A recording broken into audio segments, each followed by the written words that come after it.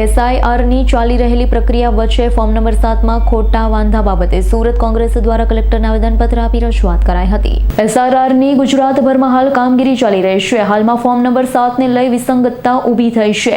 Form number 7માં ખોટા વાંધા ઊભા કરી મતદારોના નામ કમી કરવામાં ચાલી રહેલા ષડયંત્રને લઈ મતદારો મતદાનથી વંચિત થઈ શકે તેમ હોય, જેને લઈ સુરત શહેર જિલ્લા કોંગ્રેસ સમિતિ દ્વારા તેનો વિરોધ કરાયો હતો। ફોર્મ નંબર 7માં ખોટા વાંધાને લઈ કલેક્ટરને આવેદનપત્ર આપી રજૂઆત કરાઈ હતી। સાંભળો શું કહી રહ્યા છે કોંગ્રેસીઓ।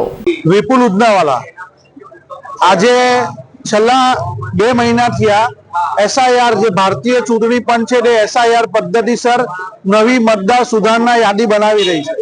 એ યાદીની પહેલી પ્રક્રિયા પૂરી થઈ, જેમાં ફોર્મ ભરવાની હતી। મતદારોએ પોતાને મતદાર છે તે સાબિત કરવાનું હતું, એના પુરાવા રજૂ કરવા, એ થઈ ગયું।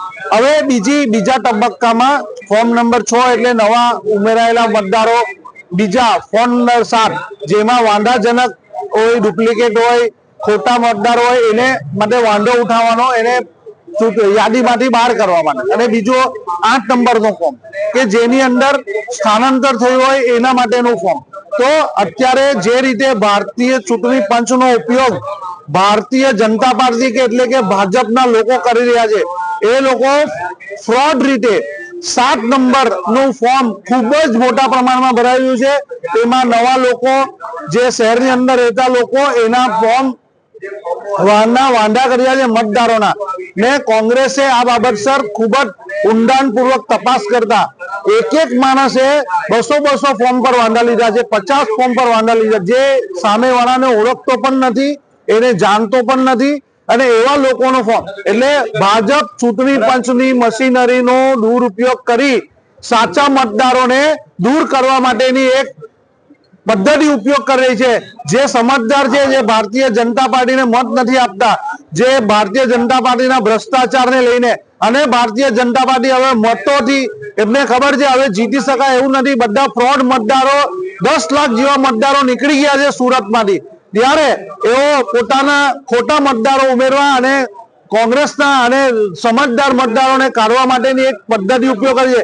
આ પહેલા એવું હતું કે લોકો સરકારને જીતાવતા હતા અને લોકોની સરકાર બનતી હતી, હવે ભાજપ સરકાર બનાવે છે, લોકોને આજે ગુલામી તરફ લઈ ગયા છે। આ એક ષડયંત્ર ચાલી રહ્યું છે। આજે લોકશાહીની અંદર આજે તમામ, હું અપીલ કરું છું સુરત શહેરના તમામ લોકો આ બાબતસર સંજ્ઞાન લે, મત આપવો એ લોકોનો અધિકાર છે। સરકાર ને ચૂંટણીમાં જીતાવવું, પોતાની સરકાર લાવવું એ લોકશાહીમાં લોકોનો અધિકાર છે, પણ આ ભાજપની સરકાર એનાથી ઉલટું કરી રહી છે। લોકોની હવે સરકાર પોતે બનાવે છે, લોકોની ઉપર થોપવાનો ધંધો કરી રહી છે। આજે લોકશાહી ખતરામાં છે।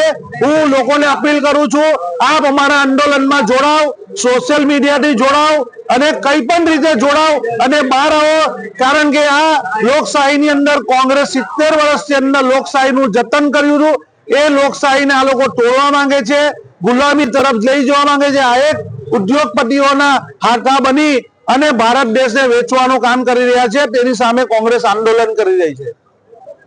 Bureau report S9 news Surat. અમારી તમામ માહિતીથી અપડેટ રહેવા માટે જોડાયેલા રહો S9 ન્યૂઝ સાથે।